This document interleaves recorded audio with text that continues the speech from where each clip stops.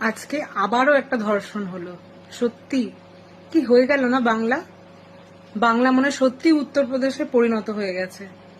আর বলছি রত্না কাকিমা, আপনি তো বলেছিলেন কিছুদিন আগে যে বাচ্চারা না কাঁদলে মায়েরা দুধ দেয় না, মানে সব ঘটনা আপনাকে না জানানো অবধি আপনি কোনো প্রতিবাদ করবেন না বা কোনো কিছু করবেন না। তো আপনি কি এসব খবরগুলো সত্যি দেখতে পাচ্ছেন না, নাকি আপনি মানে এইটা ভাবছেন যে যে বাচ্চাটা এরকম মানে নরকীয় একটা ঘটনার মধ্যে দিয়ে গেছে, যে বাচ্চাটা মারা গেছে, সে গিয়ে যতক্ষণ না আপনাকে বলবে ততক্ষণ আপনি এর জন্য রাস্তায় নামবেন না?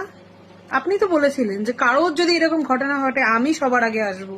কই, আপনাকে তো এখন দূর দূর মানে মোমবাতি কেন টর্চের আলো জ্বেলে দেখলেও খুঁজে পাওয়া যাচ্ছে না। তাহলে এগুলোকে আমরা কি বলবো? আত্মসিদ্ধি? আপনার মেয়ের যখন এরকম একটা নরকীয় দুর্ঘটনা ঘটেছিল তখন কিন্তু কেউ জানতে চায়নি যে আপনি কোন দল করেন, আপনি কোন ঝান্ডা ধরেন, কোন পতাকা ধরেন। সবাই কিন্তু রাত দখল করতে রাস্তায় নেমেছিল। আজকে আপনি কোথায়? আপনি সত্যিই কি এসব খবর রাখেন না, নাকি আপনার কাজ হয়ে গেছে বলে আপনি আর এইসবে মাথা ঘামাচ্ছেন না?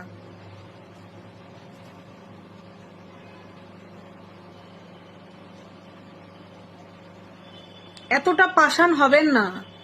আমরা এক্সপেক্ট করেছিলাম যে আপনার মেয়ের সাথে যখন এরকম ঘটনা ঘটেছে, সবাই যখন আপনার হয়ে লড়েছে, আপনিও এরকম নোংরা নোংরা যখন ঘটনা ঘটবে আপনি অন্তত এগিয়ে আসবেন, কেউ আসুক আর না আসুক। আপনি ওখানে নেত্রী হয়ে যেতেন, আপনাকে কোনো ঝান্ডা ধরতে হতো না, কোনো পলিটিক্যাল লিডারদের কাছে যেতে হতো না, কিন্তু আপনি পারলেন না। আপনিও বিক্রি হয়ে গেছেন। সেটা অনেকদিন আগেই যদিও আমরা বুঝতে পেরেছি, কিন্তু সত্যি আজ এখনের এই ঘটনার পরেও আপনি কি করে চুপ করে আছেন? এই নিয়ে 1-1.5 মাসের মধ্যে 7 থেকে 8খানা এরকম ঘটনা ঘটলো। আপনি নির্বাক, আপনি আবার বলছেন যে বাচ্চারা না কাঁদলে মায়েরা দুধ দেয় না। ঠিক সেরকমই আমাকে কেউ না জানালে আমি কি করে জানবো? আমি এসবের মধ্যে থাকি না। কেন থাকবেন না? তাহলে যেই মানুষগুলো আপনার মেয়ের জন্য রাত দখল করেছিল তার এমনি এমনি কোনো ইন্টারেস্ট গেছিল নাকি, নাকি আপনার মেয়ের সুবিচার চাওয়ার জন্য গেছিল? লজ্জা লাগছে আপনার উপর, লজ্জা। আর শুনেছিলাম ও অবশ্য মিডিয়াতে তো এগুলো প্রকাশ করা বারণ না, কোনো মিডিয়ায় তো দেখাচ্ছে না। তারপরে আমাদের রাজ্যের মুখ্যমন্ত্রী বলেছিলেন যে যদি এরকম কোনো ঘটনা ঘটে কি দিনে ধরবো আর রাতের মধ্যে ফিনিশ করে দেবো। কই, হচ্ছে না তো। 7 থেকে 8খানা 1-1.5 মাসের মধ্যে অনেক ঘটনা ঘটে গেল, একজনেরও তো এরকম ঘটনা কিছু শুনলাম না। মুখ্যমন্ত্রীর কাছে যাওয়ার জন্য সেই খবরটা দিতে হবে তো, কিন্তু মিডিয়া তো সেই মিডিয়া এখন নির্বিকার হয়ে গেছে, কিছু করার নেই তাদের। মিডিয়া চাইলেও সব খবর দেখাতে পারছে না। মিডিয়া খবর দেখাচ্ছে কোথায় জাহাঙ্গীরকে দড়ি পরে ঘোরানো হচ্ছে, কোথায় কোন টিএমসি নেতার চুল উড়িয়ে ন্যাড়া করে ঘোরানো হচ্ছে, কোথায় কার কোমরে দড়ি বেঁধে ঘোরানো হচ্ছে, কাকে ডিম ছোড়া হচ্ছে, কাকে ইট ছোড়া হচ্ছে, তাই না? এই দেশের মতো নোংরা রাজনীতি হয়তো আর কোনো দেশে নেই। সত্যি নোংরা রাজনীতি, এখানে নোংরা একটা জিনিস। আর জীবনে মনে হয় না ভালো হবে বলে। আর বিশেষ করে এইসব মানুষ যেখানে থাকে নোংরামি তো হবেই। যেখানে এই ধর্ম আজকের দিনে দাঁড়িয়ে 2026-এ দাঁড়িয়ে যখন লোক নিজের ধর্ম নিয়ে মারামারি করছে, এর থেকে নোংরা, এর থেকে খারাপ জিনিস আর কি হতে পারে, তাই না? তবে আপনার একটা ভালো কিছু বা কিছু বলুন বা আপনি কিছু প্রোটেস্ট করুন, এর অপেক্ষায় থাকলাম এখনো কাকিমা, রত্না কাকিমাকে বলছি। আবারও একটা গণধর্ষণ, এবং নতুন সরকার গঠন হয়েছে যবে থেকে, তারপর থেকে এটা 5 নম্বর অথবা 6 নম্বর ধর্ষণ। এবং এটা একটা মাইনর একটা মেয়েকে ধর্ষণ করা হয়েছে। বারুইপুরের 12 বছরের একটা বাচ্চা মেয়েকে, বাচ্চাটা সম্ভবত টিউশন থেকে ফিরছিলেন এবং সেই সময় তাকে তার বয়সের থেকে বড় কিছু ছেলে ডেকে নিয়ে যায় এবং তাকে গণধর্ষণ করে।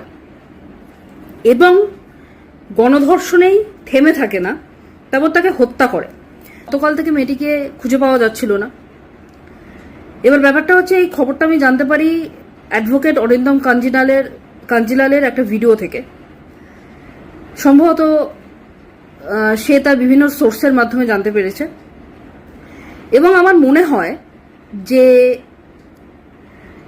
সেই যে কজনই ধর্ষণ করেছে, 2 জন 3 জন বা 4 জন যাই হয়ে থাকুক, তাদের রাজনৈতিক পরিচয় কি, তাদের মা বাবারা কতটা হাই সোসাইটিতে বিলং করে, তাদের কতটা অর্থনৈতিক অবস্থা কি, এবং তাদের জাতপাত, এই সমস্ত কিছু নির্বিশেষে প্রশাসনকে দাবি জানাবো যে তাদের যেন অ্যারেস্ট করা হয়। এবং প্রশাসনের উপর আমার ভরসা আছে, যেরকমভাবে বাকি সমস্ত কিছুতে অ্যাকশন তারা নেয়, ঠিক তার থেকেও বেশি তৎপরতার সাথে এই বিষয়ে তারা অ্যাকশন নেবে, এই দাবিটা আমি জানাচ্ছি প্রশাসনের কাছে। এবং নতুন যে সরকার, আমাদের নতুন মুখ্যমন্ত্রী অর্থাৎ শুভেন্দু অধিকারী, আমি শুভেন্দুবাবুর কাছে হাত জোর করে অনুরোধ জানাচ্ছি যে যেহেতু রাজ্যে এখন আইনের শাসন গঠিত হয়েছে, আইনের শাসন রক্ষা হচ্ছে এখন, তো এই আইনের শাসনের জন্য দয়া করে এই যে মাইনর বাচ্চা মেয়েটিকে গণধর্ষণ করা হলো এবং তারপরে তাকে হত্যা করা হলো, এর এগেনস্টে আপনি তৎপরতার সাথে প্রশাসনকে অর্থাৎ পুলিশকে অ্যাকশন নিতে বলবেন, অ্যাকশন নিতে বাধ্য করবেন। রাদার এই বাচ্চা মেয়েটি যে মারা গেল, ধর্ষণ হলো এবং তারপর মারা গেল, এই 12 বছরের মেয়েটি হয়তো জানে না যে তার সাথে কি হলো। যখন তার সাথে ধর্ষণটা হচ্ছে তখন সে বুঝতে পারছে না, হয়তো জানে না যে তার সাথে কি হলো।